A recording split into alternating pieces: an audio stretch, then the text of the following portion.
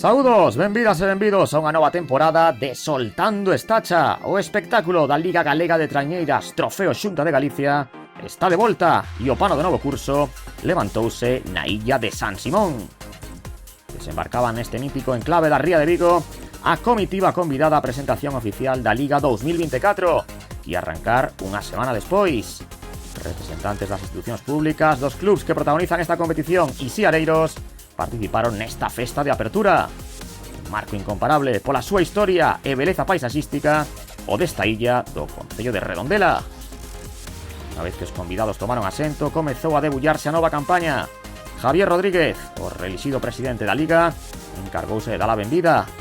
Analizouse o calendario dos tres torneos e a composición dos equipos nun acto no que tamén interviñeron Digna Rivas, alcaldesa de Redondela, e Diego Calvo, conselleiro de Presidencia, Xustiza e Deportes da Xunta de Galicia. Coa interpretación do himno galego, pechouse a gala que lanzou a nova temporada. Ímonos a Tanarón, a Enseada da Gándara, onde a Liga masculina soltou estacha o domingo 30 de xuño. Os 12 equipos da primeira división masculina iniciaron o seu calendario nas augas da Ría de Ferrol. Primeira xornada das 13 puntuables para esta categoría que arrancou unha semana antes que a Liga feminina e que a Liga B masculina.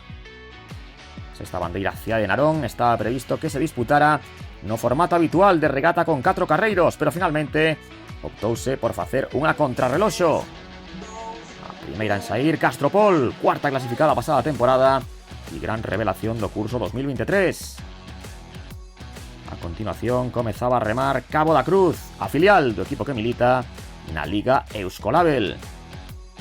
Despois dos de Boiro, entraba en acción Tirán Pereira, terceira o ano pasado, sinalada por moitos como unha das favoritas esta campaña ao título.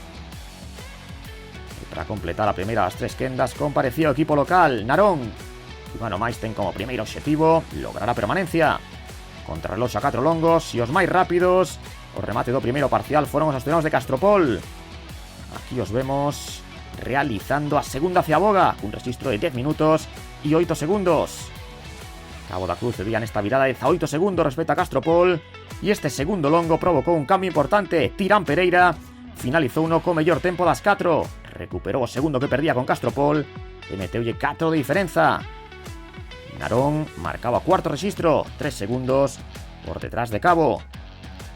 As posicións non variaron na segunda metade da crono.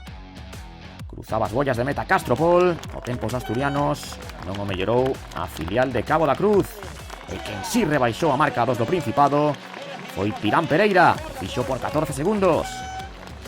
Narón quedaba momentaneamente cuarta. Quenda intermedia encargouse de abrila San Bertolameu Fandicosta no seu regreso á Liga A, despois de perder a categoría o ano pasado na Liga Euskolabel. A seguinte en comezar a remar Mugardos a Cabana de Ferrol, que ascendeu o pasado verán dende a Liga B, que competía na súa ría. A composición das quendas realizouse mediante sorteo e a seguinte en lanzarse foi Mecos, o histórico conxunto do Grove. E de completar esta segunda serie encargouse cesante Rodavigo, un dos dous equipos que o concello de Redondela ten na Liga A. San Bertolameu Fandicosta, malia as dúbidas que a rodeaban, dominou esta serie dende o principio. A metade da contrarreloxo marchaba a terceira, lonxe dos seus veciños de Tirán Pereira e tamén de Castropol. Mugardos a Cabana de Ferrol non podía mellorar ningún tempo no ecuador da contrarreloxo. Viraba Mecos e facía a un segundo de San Bertolameu Fandicosta. E chegaba a este punto cesante Rodavigo 3 segundos máis lenta que Mugardos a Cabana de Ferrol. Había moito por decidir no terceiro e no cuarto longo. Meta para San Bertolameu Fandicosta, terceira e apuntándose esta quenda. Mugardos a Cabana de Ferrol non puido subir ningún posto. Esforzo final de Mecos, segunda nesta serie.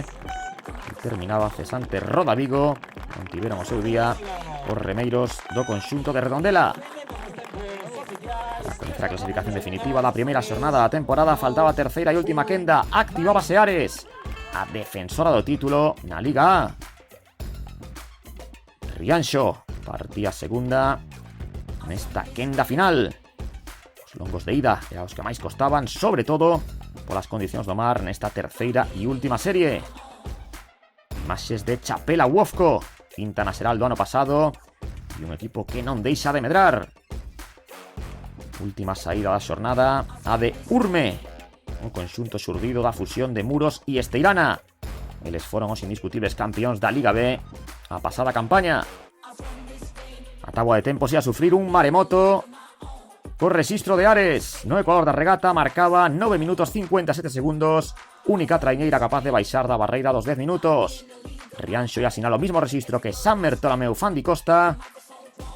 Metíase na loita polo quinto posto.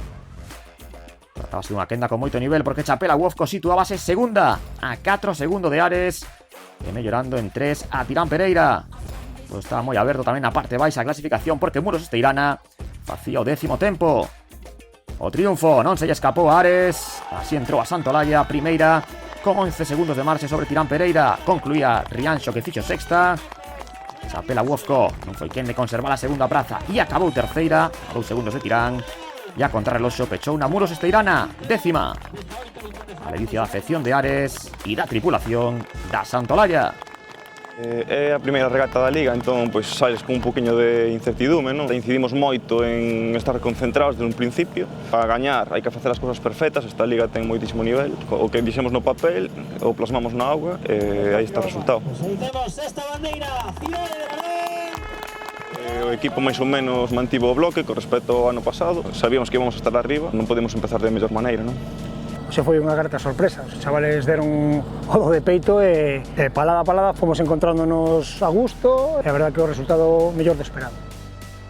Tempos da sexta bandeira Cidade de Narón, co triunfo de Ares e novena posición do equipo local. Penso que fomos Narón, somos un equipo da casa, moi contenta co meu equipo nese sentido. Para nós é unha gran victoria o novena posición de hoxe. Ares primeira, Tirán Pereira segunda, Chapela Wofco terceira e Castropol cuarta. Esa será a quenda de honra da Liga na súa seguinte regata, a do sábado 6 de xullo en Cesantes. Moitas grazas pola atención e ata o vindeiro Soltando Estacha.